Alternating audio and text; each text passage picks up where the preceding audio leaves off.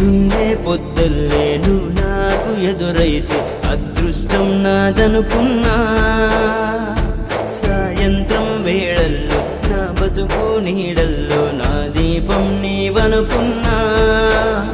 నా వెలుగంత తీసుకెళ్ళి చీకట్లో కలిపేశావే, నా ఆశల్ని మోసుకెళ్ళి చితిలోన కాల్చేశావే.